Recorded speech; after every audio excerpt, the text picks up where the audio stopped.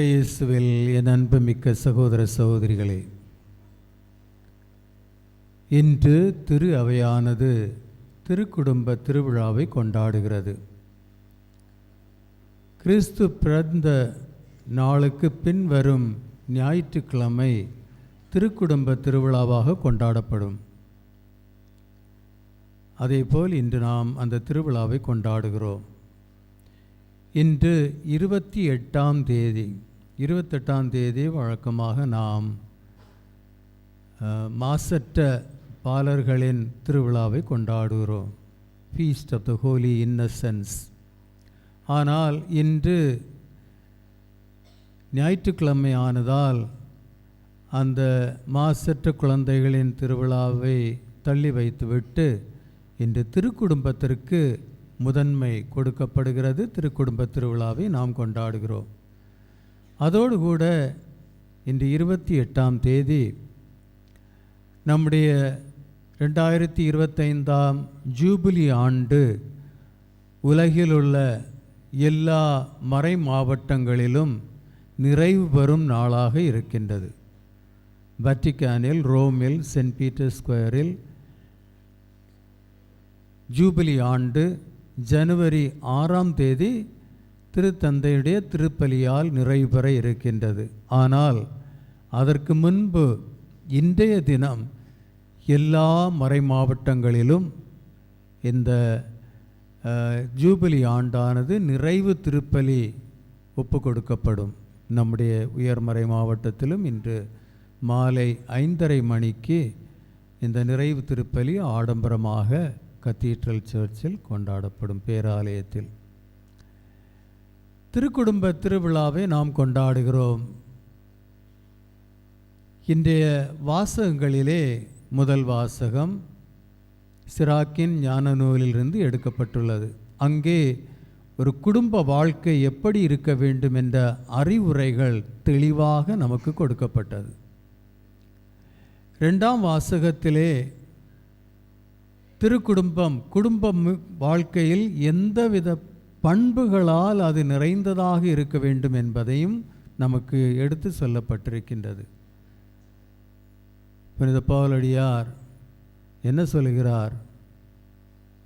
கணவன் மனைவிகளிடம் அவர் சொல்கிறார், கணவனுக்கு கனிந்து இருங்கள். ஆனால் கணவரிடம் என்ன சொல்கிறார்? அவர்களை அன்பு செய்யுங்கள், அவர்களை கொடுமைப்படுத்தாதீர்கள். அதுதான் பவுலடியார் சொல்கிறார். மனைவிகளை அன்பு செய்யுங்கள், அவர்களை கொடுமைப்படுத்தாதீர்கள். பிற பிள்ளைகளுக்கும் சொல்கிறார், பிள்ளைகள் தாய் தந்தையரை அன்பு செய்யுங்கள், அவர்களுக்கு பணிபுரியுங்கள், அவரை பாதுகாருங்கள், அவர்களை நீங்கள் பாதுகாக்க வேண்டும். அப்படியெல்லாம். இன்னும் அவர் சொல்வார், பெற்றோர்கள் பிள்ளைகளுக்கு எரிச்சல் கொடுக்கக்கூடாது, பிள்ளைகளை புரிந்து பிள்ளைகளோடு இணைந்து வாழ்பவர்களாக இருக்க வேண்டும்.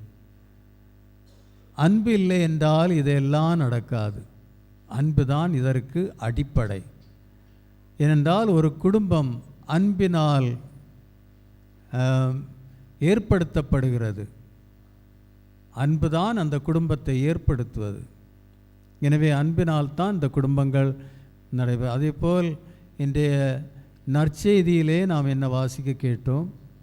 எப்படி அந்த திருக்குடும்பம், அன்னை மரியாள், புனித யோசேப்பு, இயேசு பாலன், அந்த திருக்குடும்பம் தங்களுடைய வாழ்க்கையில் வரும் சவால்களை எப்படி ஏற்றுக்கொண்டு, அந்த துன்பங்கள், கஷ்டங்கள், எதிர்ப்புகள், பிள்ளையை கொலை செய்ய அவர்கள் முயற்சிக்கிறார்கள். அந்த நேரத்திலும் பிள்ளையை எடுத்துக்கொண்டு ஓடுகிறார்கள், எகிப்துக்கு ஓடுகிறார்கள். ஏன் எகிப்துக்கு ஓடுகிறார்கள்? அந்த காலகட்டத்தில் எகிப்து தேசத்தில் எல்லோரும் வரவேற்கப்பட்டார்கள். அங்கே முழு சுதந்திரம் இருந்தது. எனவே எல்லோரும் எகிப்திற்கு போவார்கள் தஞ்சம் எடுக்க. அதே போல்தான் இவர்கள் எகிப்துக்கு ஓடினார்கள். இன்னும் ஒன்று, எகிப்துக்கு போனது யோசேப் எகிப்திற்கு சென்றார், யாக்கோபு எகிப்திற்கு சென்றார், அவருடைய பிள்ளைகள் எல்லாம் எகிப்திற்கு சென்றார்கள். அங்கே அவர்கள் குடிகொண்டார்கள்.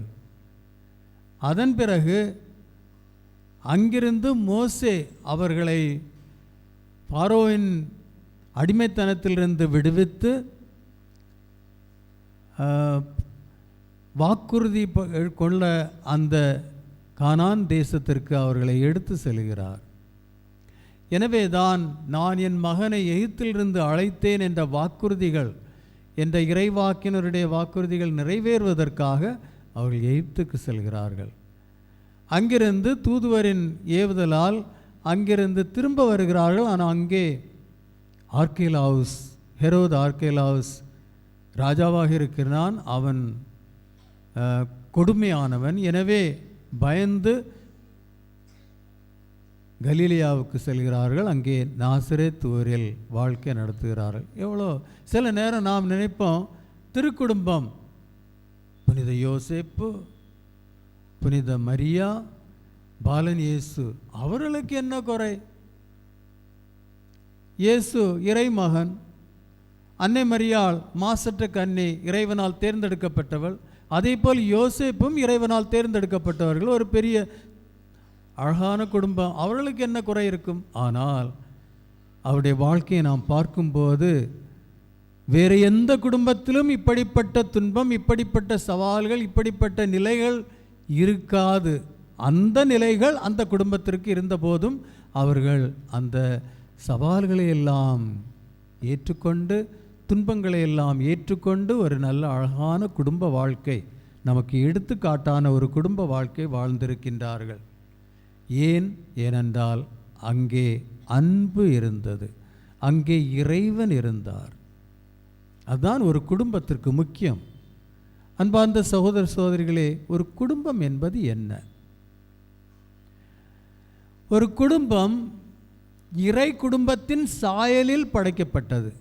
விண்ணகத்தில் ஒரு குடும்பம், இறை குடும்பம், திருத்துவம், தந்தை, மகன், தூயாவியார் குடும்பமாக வாழ்கின்றார்கள். அது ஒரு குடும்பம், இறைவனின் குடும்பம். அங்கே அன்பு முழுமையாக இருக்கின்றது. தந்தை மகனை முழுமையாக அன்பு செய்கிறார். அந்த அன்பில் மகனோடு ஒன்றாக மாறுகிறார். மகன் தந்தையை அன்பு செய்கிறார். அந்த முழு அன்பில் தந்தையோடு ஒன்றாக மாறுகிறார். தந்தை என்னோடு இருக்கின்றார், நான் தந்தையோடு இருக்கிறேன், நானும் தந்தையும் ஒன்றாக இருக்கிறோம். அன்பில் அவர்கள் ஒன்றாக இருக்கின்றார்கள். தூய ஆவியாரின் ஏவுதலால் அவர்கள் அந்த குடும்பம், அந்த சாயலில் மனித குடும்பம் படைக்கப்படுகிறது. எனவே மனிதனுடைய குடும்பம் இறை குடும்பத்தின் சாயல்.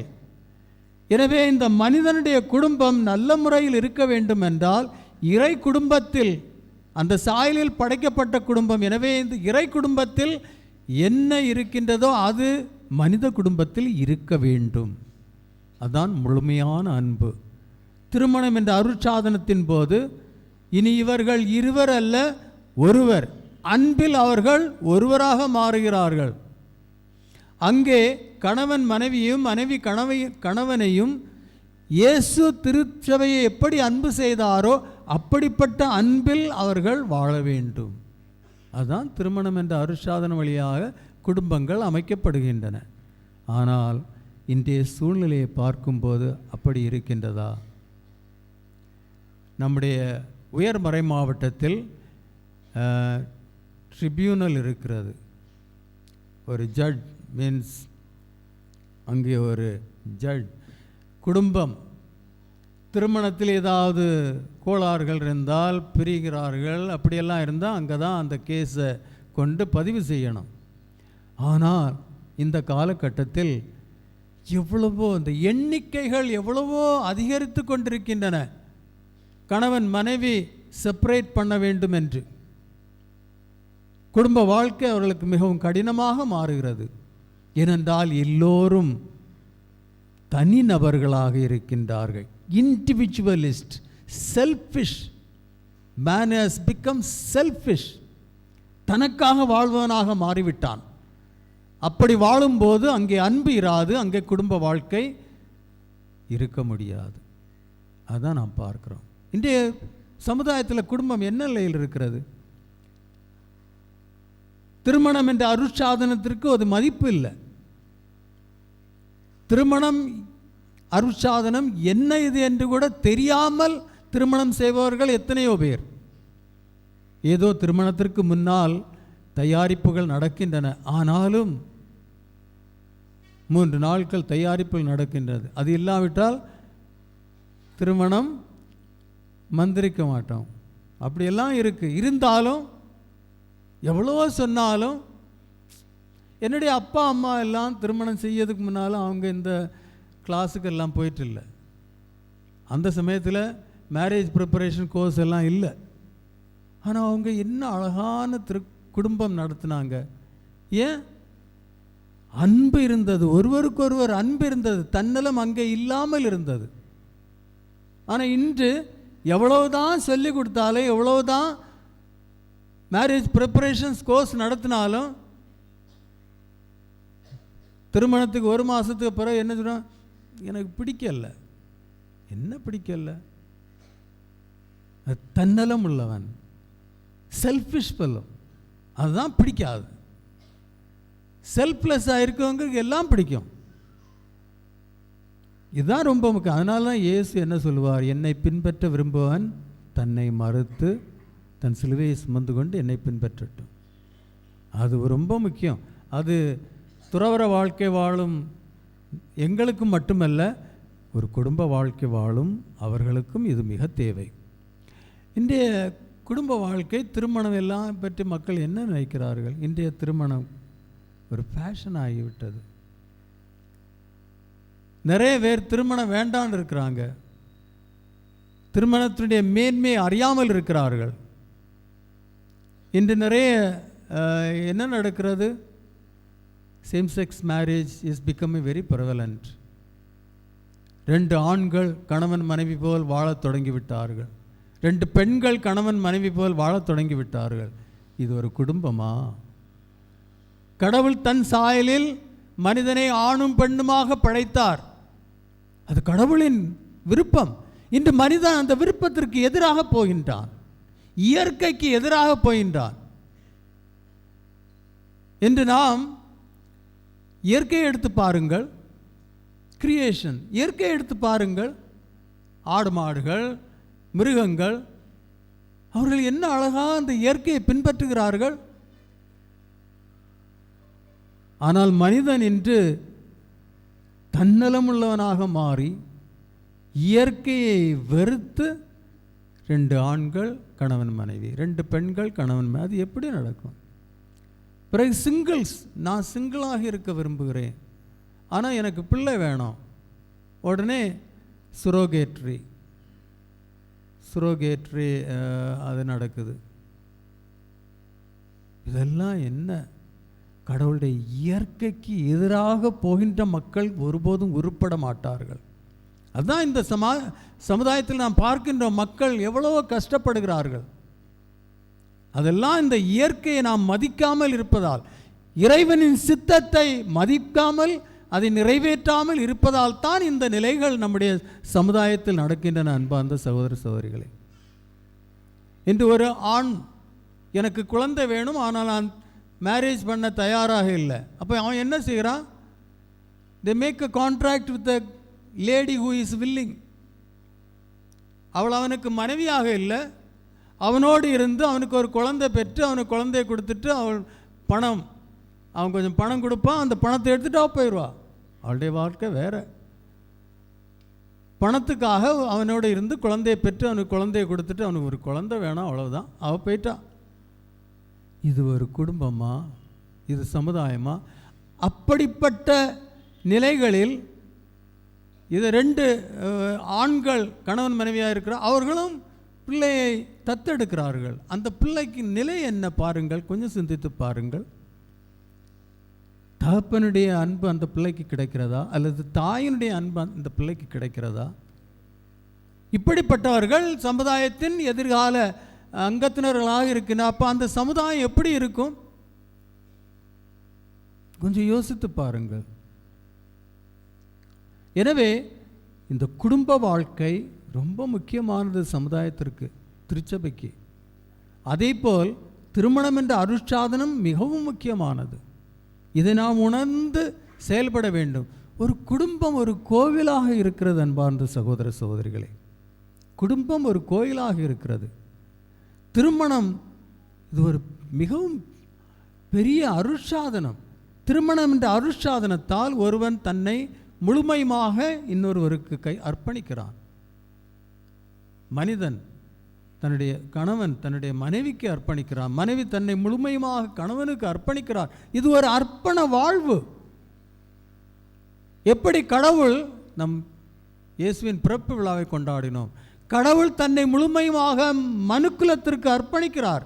அதே போன்ற அர்ப்பணம் திருமண வாழ்வு, குடும்ப வாழ்வில் இருக்கின்றது. ஒரு கணவன் தன்னை முழுமையாக தன்னுடைய மனைவிக்கு அர்ப்பணிக்கிறார், மனைவி தன்னை முழுமையாக கணவனுக்கு அர்ப்பணிக்கிறார், பெற்றோர்கள் தங்களை முழுமையாக பிள்ளைகளுக்கு அர்ப்பணிக்கிறார்கள். இது ஒரு அர்ப்பண வாழ்வு. தனக்காக பிறருக்காக வாழ்வது, அதுதான் கிறிஸ்தவ வாழ்வு, அதுதான் ஒரு குடும்ப வாழ்வு. எப்படி தந்தை தன்னை நேசிக்காமல் மகனை நேசிக்கிறார் முழு அன்போடு, அந்த மகனில் ஒன்றாய் மாறுகிறார். அதான் தம திருத்துவத்தின் வாழ்க்கை. அந்த வாழ்க்கை தான் நமக்கு கொடுக்கப்படுகிறது. எனவே ஒரு கணவன் முற்றிலும் தன் மனைவியை நேசிக்க வேண்டும், அன்பு செய்ய வேண்டும். அதே போல் மனைவி தன் கணவனை, அதைத்தான் இன்றைய வாசகங்கள் நமக்கு அறிவுரையாகவும் இந்த பண்புகளை நாம் கொண்டவர்களாகவும் இருக்க வேண்டும் என்று வலியுறுத்தி நமக்கு சொல்லுகிறது. அப்போதான் குடும்பம் முன்னேறும்.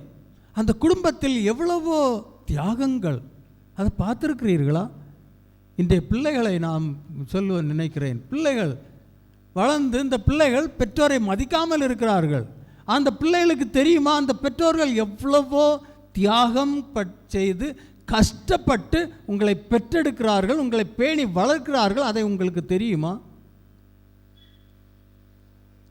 உங்களுக்கு தெரியுமா? அது எத்தனை பிள்ளை இருக்கிறதுனால தெரியாது. வளர்ந்த பிறகு நான் தான் பெரியவன், கம்ப்யூட்டர் சயின்ஸ் இதெல்லாம், ஆர்டிஃபிஷியல் இன்டெலிஜென்ஸ் இதெல்லாம் படிச்சுட்டு பாவம் அந்த பெற்றோர்கள் காலத்தில் அதெல்லாம் இல்லை, அவங்களுக்கு அது தெரியாது. அதனால் என்னுடைய அப்பா அம்மாவுக்கு ஒன்றும் தெரியாது. அப்படிப்பட்ட ஒரு நிலைமையில் வாழும் குடும்பங்கள் எத்தனையோ இருக்கின்றன. அதனால் பிள்ளைகள் பெற்றோர்களை மதிக்காமல் இருக்கிறார்கள். அவர்கள் கொஞ்சம் வயசானதும் அவங்கள முடியாமல் ஆனதும் முதியோர் இல்லத்தில் கொண்டு எரிந்து விடுகிறார்கள். அப்புறம் தாராளமாக சுகமாக ஊர் சுற்றிட்டு இருக்கிறாங்க. பெற்றோர்களை முதியோர் இல்லத்தில் போட்டுட்டு வாழ்கிறார்கள். அவர்களுக்கு கடவுளின் ஆசீர்வாதம் ஒருபோதும் கிடைக்காது, ஒருபோதும் கிடைக்காது. ஒரு தடவை திருத்தந்தை பிரான்சிஸ் ஒரு முதியோர் இல்லத்திற்கு சென்றிருந்தார். அங்கே அந்த முதியோர்கள் அவர்களை எல்லாம் ஒவ்வொன்றாக பார்த்து கொண்ட ஒரு முதிய பெண்ணிடம் வந்து அந்த அம்மாவிடம் கேட்டார், உங்களுக்கு பிள்ளைகள் இருக்கின்றதா? அவன் மகிழ்ச்சியோடு சொன்னான், ஆமாம் ஆமாம் என் பாப்பாண்டவரே, எனக்கு பிள்ளைகள் இருக்கின்றன. அப்போ பாப்பாண்டவர் கேட்டார், அந்த பிள்ளைகள் உங்களை வந்து பார்க்கிறார்களா? ஆமாம் பார்க்குறாங்க, என் மகன் வந்து பார்க்குறான்.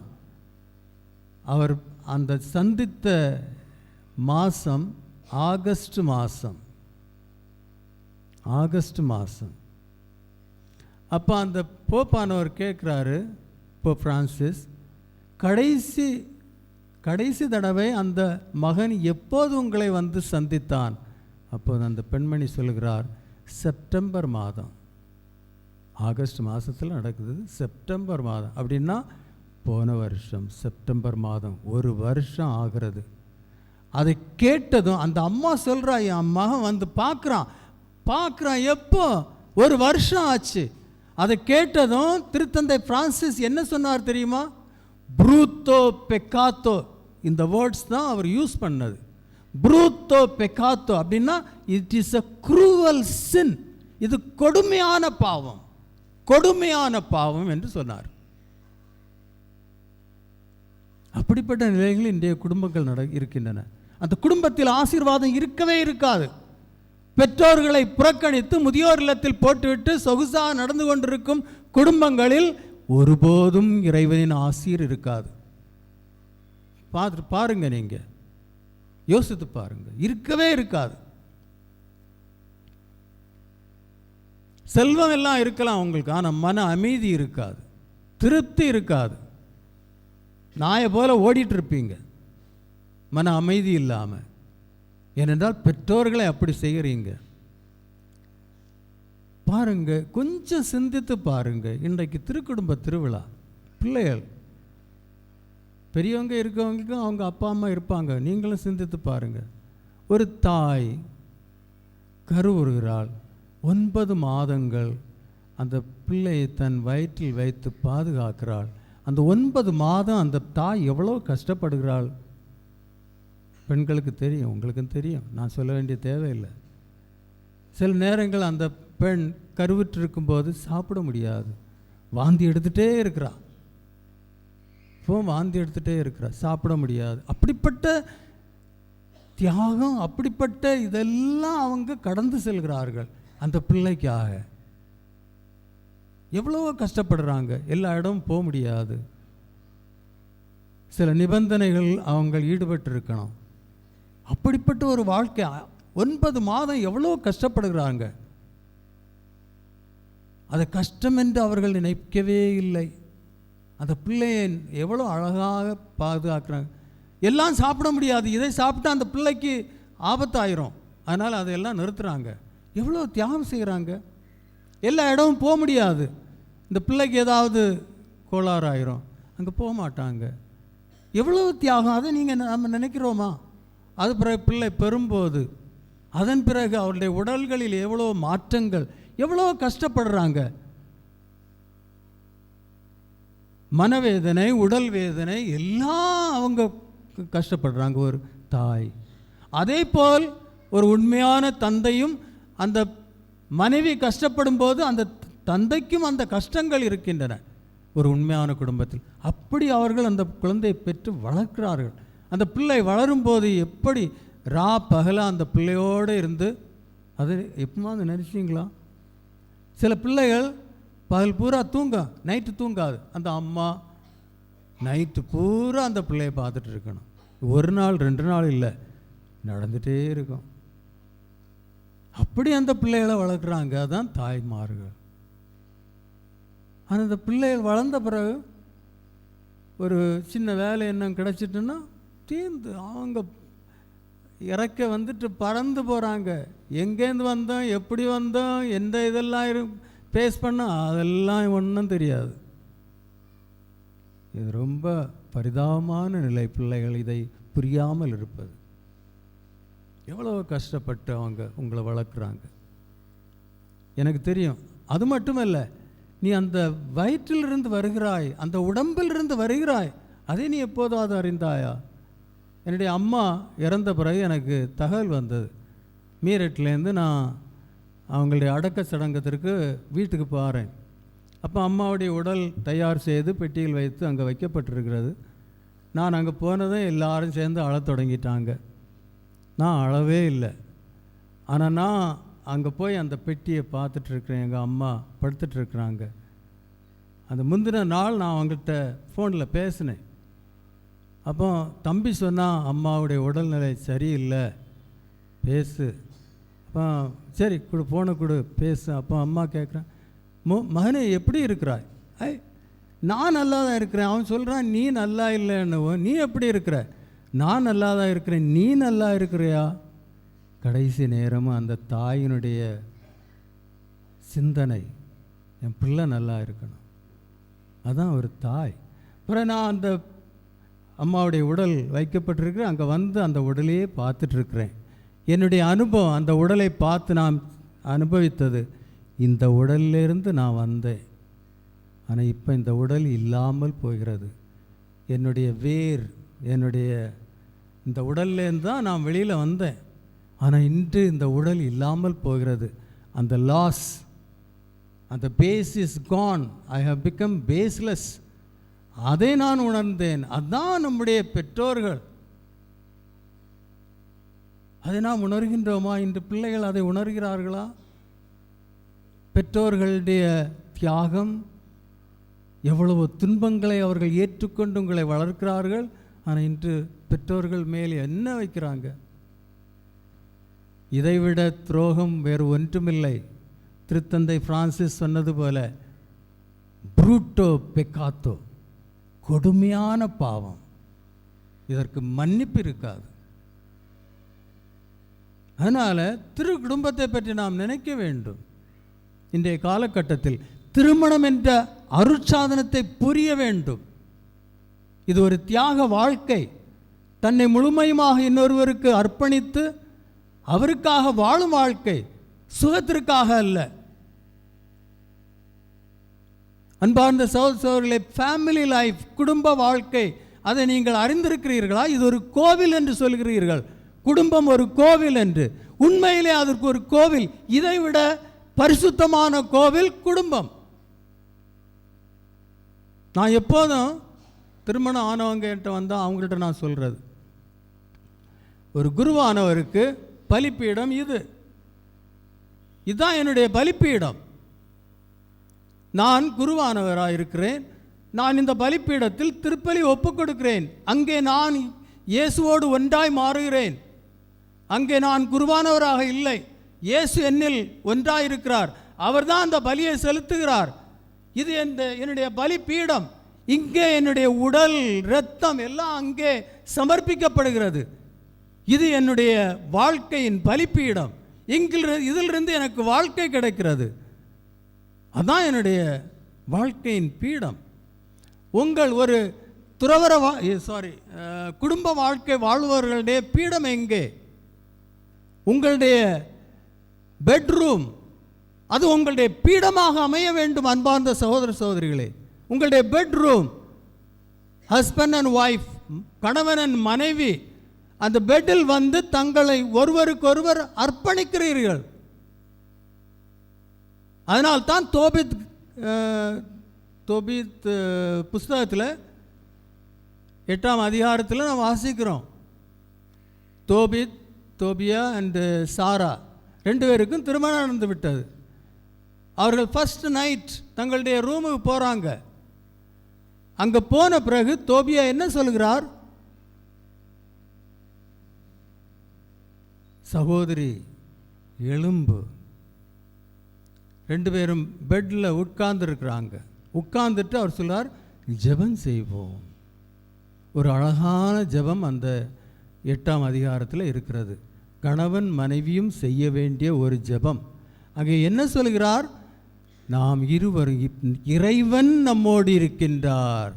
நாம் இருவரும் நம்முடைய உடல் சுகத்துக்காக அல்ல, நம்முடைய ஆசைக்காக அல்ல, ஒருவரை நேசித்து ஒருவருக்கு அர்ப்பணித்து வாழும் ஒரு வாழ்க்கை வாழ நாம் இந்த பெட்டில் ஒன்றாயிருக்கின்றோம். இறைவன் இதை ஆசீர்வதிக்கப்பட்டும் என்று ஒரு ஜெபம், ஒரு அழகான ஜெபம். கணவனும் மனைவியும் ஒவ்வொரு நாளும் செய்ய வேண்டிய அந்த ஜெபம் தோபித் புஸ்தகம் 8ஆம் அதிகாரத்தில் அங்கே நாம் பார்க்கிறோம். அப்படி அவர் ஜெபம் செய்து அந்த பெட்ரூம், அந்த பெட் அவங்களுக்கு பீடமாக மாறுகிறது. தங்களை அர்ப்பணிக்கும், பலியாக அர்ப்பணிக்கும் ஒரு பீடமாக மாறுகிறது. ஆனால் இன்றைய பெட்ரூம்ஸ் எப்படி? குடிச்சிட்டு ஒரு சென்ஸ் இல்லாமல், அறிவில்லாமல், மிருகத்தை போல உடல் உறவு வைக்கிறோம் மனைவியோட. இது ஒரு பீடமா? இது ஒரு வாழ்க்கையா? தன் மனைவியை ஒரு கமோடிட்டி, திங்ஸாக நாம் கருதுகிறோம். என்னுடைய ஆசையை நிறைவேற்றும் ஒரு கமோடிட்டி, ஒரு திங், ஒரு பர்சனாக நாம் ஏற்றுக்கொள்ளவில்லை. இதைவிட மேலான பாவம் என்றும் இருக்காது. அதனால்தான் பவுலடியார் எவ்வளோ அழகாக சொல்கிறார், மனைவியரே கணவன் மீது கனிந்திருங்கள். ஆனால் கணவர்களிடம் என்ன சொல்கிறார்? மனைவியை அன்பு செய்யுங்கள், அவர்களை கொடுமைப்படுத்தாதீர்கள். நிறைய கொடுமைகள் இந்த பெட்ரூமில் நடக்குது. அவர்களுக்கு விருப்பத்திற்கு எதிராக மிருகத்தை விட கேடான முறையில் ஒருவரை ஒருவர் உபயோகிக்கும் அந்த விதியினால தான் அந்த குடும்பத்தில் சாபம் வருகிறது. திருமணம் என்பது புனிதமானது, இறைவனால் நியமிக்கப்பட்டது. எனவே குடும்ப வாழ்க்கை அதை பொறுத்து இருக்கிறது. எப்படி நாம் திருமணம் என்ற அருட்சாதனத்தை ஏற்றுக்கொண்டு ஒருவரை ஒருவர் மதித்து சமத்துவ வாழ்க்கை.